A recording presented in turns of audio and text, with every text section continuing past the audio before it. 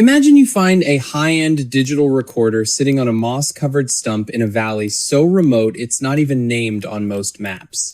You press play, expecting to hear the audio log of a seasoned survivalist, but instead, you hear a man sobbing as he describes a creature standing outside his tent, a creature that is currently repeating his own whispered prayers back to him in a voice that sounds like wet gravel grinding together. You realize with a jolt of pure adrenaline that the recording was made only 10 minutes ago, and as the audio ends, you hear that same gravelly voice whispering your own name from the tree line directly behind you. If you are a fan of the strange, dark, and mysterious delivered in storytelling format, then you have come to the right place. We post stories just like this one every single week. So if that is of interest to you, please find the like button's favorite emergency flare gun and replace the flares with colorful birthday candles right before they head out on a solo survival expedition in the deep wilderness. Before we get into the chilling details of today's story, tell me, where are you listening from and what time is it there? Today's story takes us to a jagged, fog-drenched landscape in the Canadian Rockies, an area where the peaks are razor-sharp and the valleys are filled with timber so old it seems to lean in to hear you breathe. Our main character is a man named Silas. Silas wasn't your average weekend camper. He was a top-tier survivalist, a man who taught courses on how to stay alive with nothing but a knife and a flint. He was a man of cold logic and iron nerves, who spent months at a time living off the grid. But in October of 2022, Silas entered a valley known by local trackers as the Mouth of Echoes, and he encountered something that no amount of survival training could prepare him for. Silas had traveled deep into the backcountry to document his minimalist winter prep for his followers. He carried a digital recorder to capture his thoughts, observations, and the sounds of the wilderness. The first few days were standard, building a debris shelter, trapping small game, and maintaining a fire. But on the fourth night, the atmosphere in the valley shifted. The wind, which had been a constant roar through the pines, suddenly died down to an oppressive silence. Every bird, every rustling leaf, and every crackle of his fire seemed to simply cease to exist. It was a heavy, suffocating quiet, the kind that makes you feel like the forest is holding its breath, waiting for a predator to strike. Silas was sitting inside his shelter, his recorder running, when he heard a sound that made his blood turn to ice. It was a scream. It was a high-pitched, agonizing shriek of a man in total terror, coming from the dense brush about 50 yards away. Silas instinctively grabbed his hatchet, his heart hammering against his ribs like a trapped bird. He called out, "I'm here! Stay where you are!" But as soon as the words left his lips, the scream was repeated word for word, breath for breath, but it was his own voice. The person in the woods wasn't screaming for help, it was playing back Silas's own voice like a high-fidelity recording. Silas sat perfectly still, his knuckles white around the handle of his hatchet. He watched the tree line through the small opening of his shelter. Then, he saw it. A figure emerged from the shadows. It was easily some billion feet tall, its skeletal ribs pushing through translucent gray skin that looked like wet parchment. It didn't walk. It moved with a jerky, unnatural gait, its limbs snapping and clicking like breaking bone with every step. It had a head that looked like a deer's skull wrapped in layers of glistening, muscle-red tissue, with eyes that were nothing but hollow pits of endless, starving hunger. The horror wasn't just in what he saw, but in the audio. The creature began to mimic Silas's own heavy, shuddering breaths, echoing them back to him with a microscopic delay. Silas whispered into his recorder, "If anyone finds this, it's not a bear. It's following my voice." The creature immediately whispered back, "It's following my voice." In a tone so intimate it felt like the thing was standing right next to him. Silas realized then that this thing wasn't just a predator, it was a collector of identities. It was waiting for him to break, waiting for him to make a sound it hadn't recorded yet. Silas didn't wait for dawn. He burst out of his shelter and ran. He didn't grab his gear. He didn't grab his boots. He ran until his lungs felt like they were filled with broken glass and fire, feeling the creature jumping through the branches above him with an agility that was physically impossible. Every time he stumbled, he heard a wet, guttural laugh that sounded like a serrated blade tearing through thick leather. He finally reached his emergency cache near the trailhead, fumbling with the lock as the creature stood at the edge of the clearing, watching him with a frozen, lipless grin. Silas made it out, but he was never the same. Search and rescue teams later went back to the mouth of Echoes to find his camp. They found his shelter completely intact, but the interior was covered in a thick, translucent slime that smelled like copper and old earth. They found his digital recorder sitting on a stump, but when they played it, there was no audio of Silas's logs. There was only 30 minutes of a wet clicking sound, followed by a voice that sounded exactly like the lead investigator, speaking in a low, rhythmic whisper. "I found Silas. He's right here." There is a theory among the Deep Woods researchers on Reddit that the Wendigo doesn't just eat your flesh.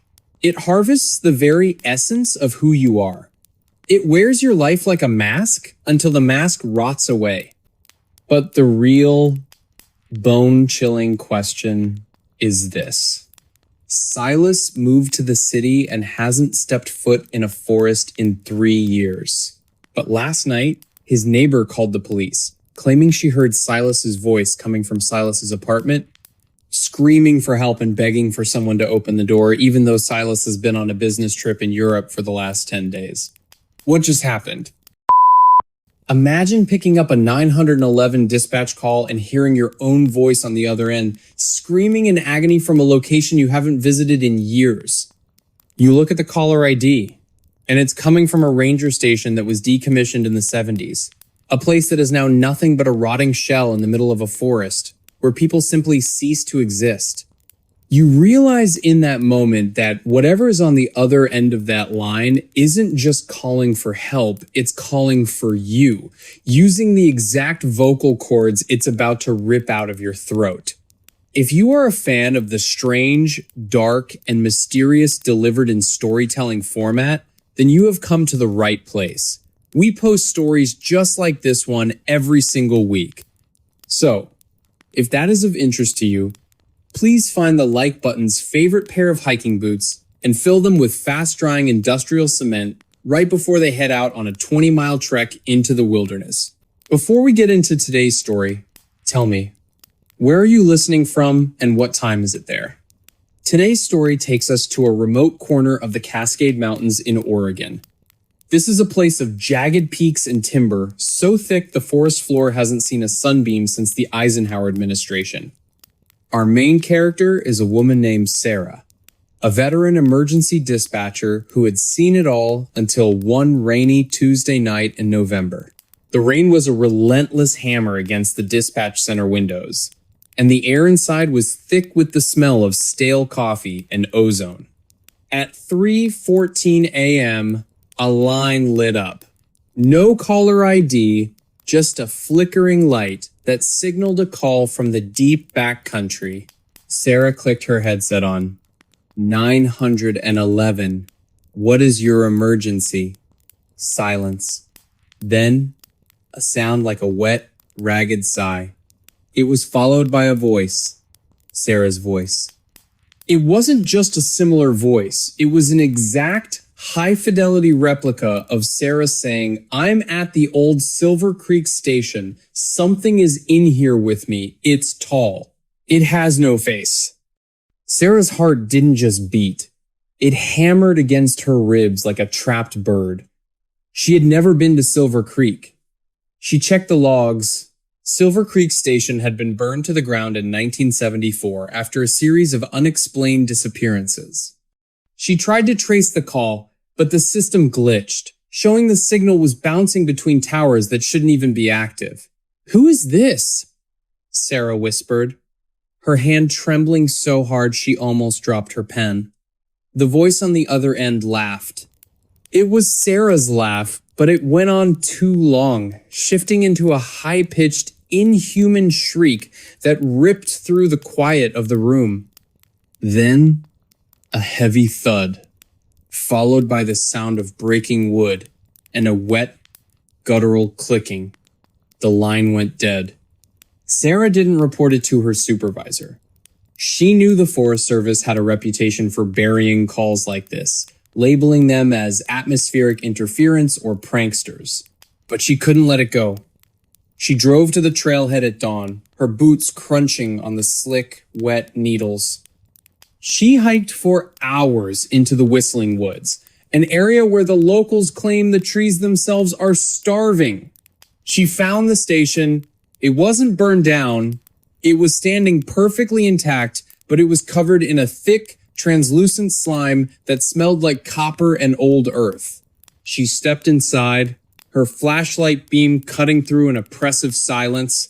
There, sitting on the floor in the center of the room, was a 911 dispatch console from her own office, the exact model she had been using hours before.